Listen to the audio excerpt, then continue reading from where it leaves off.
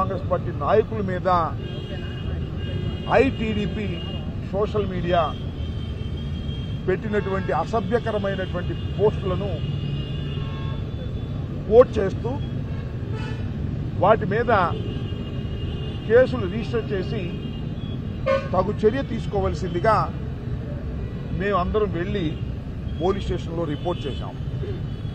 నా పక్కనే ఉన్నటువంటి రమ్య గారు కానీ కార్పొరేటర్, అదేవిధంగా రాజ్యలత, మరి అంగడి శ్రీను, రవికుమార్, ప్రవీణ్ కుమార్, ప్రేమ్ కుమార్, మహమ్మద్, నేను స్వయంగా ఒక 5 కంప్లైంట్స్ పట్టాభిపురం పోలీస్ స్టేషన్లో ఇవ్వడం జరిగింది.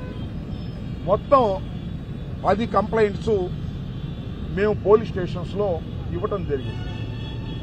అది 17వ తారీఖున కొన్ని, 18వ తారీఖున కొన్ని, 19వ తారీఖున కొన్ని ఇవ్వడం జరిగింది. వీటి మీద ఏ విధమైన యాక్షన్ తీసుకున్నారు అని విచారించడం కోసం ఫిర్యాదుదారులందరినీ వెంటబెట్టుకుని, నేను ఒక ఫిర్యాదుదారుని కాబట్టి అన్ని పోలీస్ స్టేషన్లకు వెళ్లి తెలుసుకునేటటువంటి కార్యక్రమం చేస్తున్నాం. ఇప్పటికీ 3 పోలీస్ స్టేషన్లకు వెళ్లి ఆ కార్యక్రమాన్ని అడిగి తెలుసుకునే ప్రయత్నం చేస్తే 3 పోలీస్ స్టేషన్లోనూ ఉన్నటువంటి సమాచారం, ఒక చోట ఎస్ఐ గారు ఉన్నారు, ఒక చోట కానిస్టేబుల్ ఉన్నారు, వాళ్లకు ఫోన్లు చేసి మాట్లాడితే మేము సమాచారం తర్వాత ఇస్తాము అన్నారు తప్ప ఇంతవరకు కేసు రిజిస్టర్ చేసినట్టుగా మాకైతే సమాచారం అందలేదు. ఇంకా ఇంకో police station, Pattabhipuram police station కూడా వెళ్లవలసి ఉన్నది. ఇదంతా ఏమిటంటే దేనికోసం మేము ప్రయత్నం చేస్తున్నామంటే, ఇది సోషల్ మీడియాలో వైఎస్ఆర్ కాంగ్రెస్ పార్టీకి సంబంధించినటువంటి సోషల్ మీడియా యాక్టివిస్టుల్ని సుమారుగా 10 రోజుల నుంచి సుమారు 100కు పైచిలుగా కేసులు పెట్టి మా సోషల్ మీడియా కార్యకర్తల్ని, అభిమానుల్ని కూడా తీసుకువెళ్లి కోర్టుల్లో ప్రొడ్యూస్ చేసి చాలా ఇబ్బంది పెడుతున్నటువంటి ఈ తరుణంలో, అయ్యా మా సోషల్ మీడియా వర్కర్స్ రాంగ్ పోస్టులు పెట్టారని మీరు అరెస్ట్ చేస్తున్నారు, మరి అవతల తెలుగుదేశం పార్టీకి సంబంధించినటువంటి సోషల్ మీడియా యాక్టివిస్టులు కూడా చాలా దారుణంగా జగన్మోహన్ రెడ్డి గారిని, భారతమ్మ గారిని, అదేవిధంగా మా మాజీ మంత్రివర్యులు రజనీ గారిని, నా మీద, నా కుటుంబం మీద, మా నాయకుల మీద సోషల్ మీడియాలో పెట్టారు. ముఖ్యంగా నేను కోట్ చేసిన ఏంటంటే, డైరెక్ట్గా లోకేష్ గారే ఆయన ట్విట్టర్లో జగన్మోహన్ రెడ్డి గారిని దూషించినటువంటి పోస్ట్ను కూడా నేను కంప్లైంట్లో జతపరచడం జరిగింది. దానితో పాటు ప్రస్తుతం ఉన్నటువంటి స్పీకర్గా ఉన్నటువంటి అయ్యన్న పాత్రుడు గారు ట్వీట్ చేసినటువంటి దాన్ని కూడా నేను కోట్ చేసి ఇవ్వడం జరిగింది. ఇస్తే ఇంతవరకు మరి యాక్షన్ తీసుకున్నటువంటి చర్యలు కనిపించడం లేదు. యాక్షన్ తీసుకుంటారా లేదా తర్వాత విషయం. కనీసం ఒక కంప్లైంట్ ఇచ్చిన తర్వాత దాన్ని రిజిస్టర్ చేసి, దానికి ఎఫ్ఐఆర్ ఫస్ట్ ఇన్ఫర్మేషన్ రిపోర్టర్గా దాన్ని రిజిస్టర్ చేసి క్రైమ్ నెంబర్ ఇచ్చి, ఆ క్రైమ్ నెంబర్ తర్వాత విచారణ చేసి దానిలో వాస్తవం ఉందా లేదా తెలుసుకునేటటువంటి ప్రయత్నం చేయాలి. కానీ మేము ఇచ్చినటువంటి 10 కంప్లైంట్లో నాకున్నటువంటి ఇప్పుడు సమాచారం వరకు ఏ ఒక్క కంప్లైంట్ కూడా రిజిస్టర్ చేయలేదు. వైఎస్ఆర్ కాంగ్రెస్ పార్టీ మీద అయితే సుమారుగా 300 దాకా కేసులు రిజిస్టర్ చేశారు. ఏమిటి అన్యాయం? చట్టం తన పని తాను చేసుకోకుండా తెలుగుదేశం పార్టీ, లోకేష్ గారు అడ్డుపడుతున్నారు. పోలీస్ యంత్రాంగాన్ని తన గుప్పెట్లో పెట్టుకుని YSR Congress party social media కార్యకర్తల్ని అరెస్ట్ చేసి వేధించేటటువంటి కార్యక్రమం చేస్తున్నారు. ఇది చట్ట వ్యతిరేకమైనటువంటి అంశం. దీన్ని మేము పరిశీలన చేస్తాం. అవసరమైతే ఉన్నతాధికారులతో కూడా మాట్లాడతాం. అప్పుడు కూడా కాకపోతే న్యాయస్థానాలని ఆశ్రయిస్తాం. ఇవాళ నేను ఇంకా ఓ పోలీస్ స్టేషన్ ఉంది, ఆ పోలీస్ స్టేషన్ కూడా వెళ్లి నేను ఇచ్చినటువంటి కంప్లైంట్స్ ఏ మేరకు వారు చర్య తీసుకున్నారో తెలుసుకునేటటువంటి ప్రయత్నం చేస్తాం.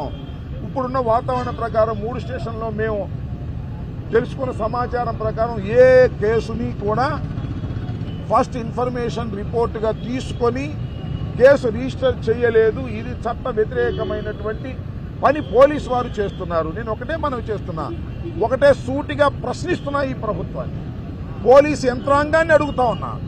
డీజీపీ గారిని అడుగుతా ఉన్నా, అయ్యా మీరు YSR Congress party social media యాక్టివిస్టులందరినీ కూడా అరెస్ట్ చేస్తున్నారు, రాంగ్ పోస్టులు పెడుతున్నారని, మరి మేము ఇచ్చిన కంప్లైంట్ల మీద మీరు అరెస్ట్ చేయకపోతే చేయకపోయారు, కనీసం కేసులు కూడా రిజిస్టర్ చేయడం లేదు, ఏమిటి అన్యాయం? ఒకటే మనవి చేస్తున్నా, ఇవాళ మీరు ప్రారంభించిన సోషల్ మీడియా యాక్టివిస్టుల అరెస్టు కేవలం వైఎస్ఆర్ కాంగ్రెస్ పార్టీ మాత్రమే అరెస్ట్ చేస్తాము, తెలుగుదేశం వారు పెడితే అరెస్ట్ చేయము అనేటువంటి పద్ధతుల్లో మీరు వ్యవహరించడం అనేది చట్ట వ్యతిరేకమైనటువంటి చర్య.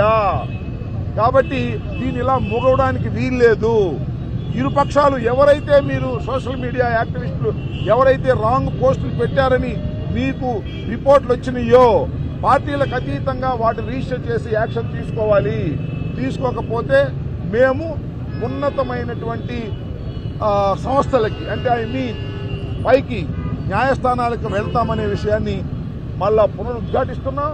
ఇంకా ఉన్నత పోలీస్ ఆఫీసర్లను కూడా రేపు ఎల్లుండిలో అపాయింట్మెంట్ తీసుకొని గుంటూరులో ఇచ్చినటువంటి 10 కంప్లైంట్స్ మీద మీరు చట్టపరమైనటువంటి చర్యలు తీసుకోలేదు, తీసుకునే విధంగా స్టేషన్ హౌస్ ఆఫీసర్ని మీరు ఆదేశించండి అనేటువంటి కార్యక్రమం కూడా చేయబోతున్నామని ఈ సందర్భంగా తెలియపరుస్తున్నాం. థర్డ్ పార్టీ ఇస్తేనే వైసీపీ వాళ్ళ మీద కేసులు పెడతారు, స్వయంగా బాధితులు మీరు ఇస్తేనే.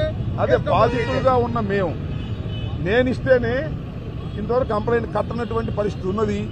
దీన్ని మీ అందరి దృష్టికి పబ్లిక్ డొమైన్లోకి పబ్లిక్లోకి చెప్పుకునేటువంటి ప్రయత్నం చేస్తున్నాం. తర్వాత న్యాయస్థానాలకు కూడా వెళ్లి న్యాయస్థానాల్లో కూడా దీన్ని ప్రొసీజర్ ప్రకారం ముందుకు వెళ్తామని, ఎవరు కంప్లైంట్ ఇచ్చినా అది రిజిస్టర్ చేయవలసిందే, దాని మీద ఎంక్వైరీ చేయవలసిందే, లాజికల్ ఎండ్ వెళ్లవలసిందే. అలా లాజికల్ ఎండ్కు వెళ్లకోకుండా కేవలం మేము ఇచ్చిన కంప్లైంట్లను చెత్తబుట్టలో వేయటం అనేది సమంజసం కాదని పోలీసు వారికి, పోలీసు యంత్రాంగానికి, పోలీసు ఉన్నతాధికారులకి మీ ద్వారా మరొకసారి విజ్ఞప్తి చేస్తున్నాను. మీరు అలా చేయకపోతే ఇబ్బంది పడతారని కూడా హెచ్చరిక చేస్తున్నాను. అంటే ఎవిడెన్స్ తో సహా మీరు ఇచ్చినా కానీ ఎవిడెన్స్ తో ఇచ్చిన కేసు రిజిస్టర్. అదే ప్రశ్న మళ్ళా నువ్వు అడుగుతున్నావు. ఇంకేదైనా కొత్త ప్రశ్న ఏదైనా ఉంటే అడగండి. ఎందుకు చేస్తున్నానంటే అంతా లోకేష్ గారి నాయకత్వంలో జరుగుతుందని మా ఆరోపణ. ఇంకా ఏ స్వామి ఓకే మీరు కంప్లైంట్ ఇచ్చారు, కంప్లైంట్ తీసుకున్నారు, ఎఫ్ఐఆర్ నమోదు చేయలేదు, ప్రైవేట్ కంప్లైంట్ ఎందుకు వేయట్లేదు, సాధారణ ఎందుకు చేస్తున్నారు? మంచి ప్రశ్న అడిగారు. కంప్లైంట్ ఇచ్చారు, రిజిస్టర్ చేయలేదు, మీరు ఎందుకు ప్రైవేట్ కంప్లైంట్ వేయరు అని మా విలేకరి గారు స్వామి గారు అడిగారు. మంచి ప్రశ్న. ప్రైవేట్ కంప్లైంట్ వేయటానికి కొంత ప్రొసీజర్ నడపాల్సిన అవసరం ఉంటుంది. నెంబర్ 1, పోలీస్ స్టేషన్లో కంప్లైంట్ ఇవ్వాలి.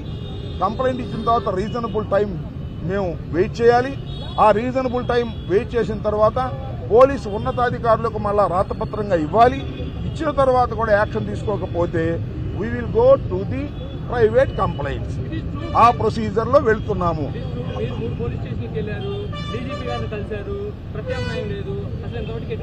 నో ఈ కేసుల మీద పోలీస్ స్టేషన్కి వెళ్ళాం కానీ డీజీపీ గారిని ఈ కేసుల మీద కలవలేదు. ఈ పర్టికులర్ గా 10 రిపోర్ట్లను 10 కంప్లైంట్లను మేము 5 స్టేషన్లో ఇచ్చాము. ఆ 10 కంప్లైంట్లు 5 స్టేషన్ ఇచ్చిన దాన్ని పరిశీలి చేస్తున్నాము. 17, 18, 19 తారీఖులో ఇచ్చినటువంటి వాటిని పరిశీలించిన తర్వాత ఆ ప్రొసీజర్లోకి వెళ్లడం కోసమే ఇవాళ పోలీస్ స్టేషన్ ఎంక్వైరీ చేస్తున్నాము. ఉన్నతాధికారులకి కంప్లైంట్ చేస్తాము. ఆ తర్వాత కూడా సరైన టైంలో వాళ్ళు యాక్షన్ తీసుకోకపోతే కేసు ఖచ్చితంగా హైకోర్టులోను, సుప్రీంకోర్టులోను, వివిధ కోర్టుల్లోను, సూటబుల్ కోర్టుల్లోను ప్రైవేట్ కంప్లైంట్లు వేస్తాము. ఇది వాస్తవం. రైట్.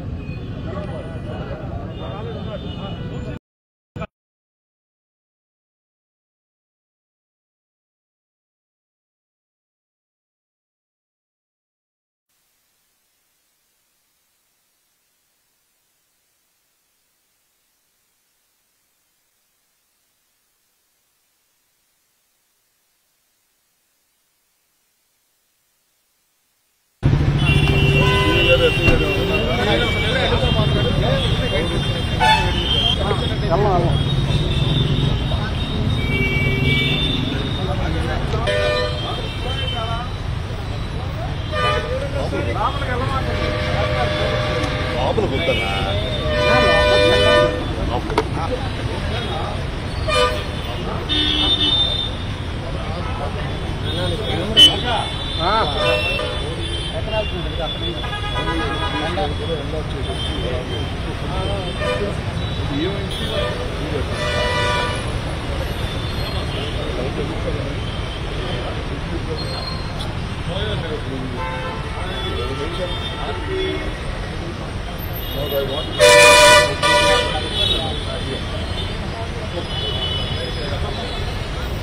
అక్కడ మాట్లాడతాం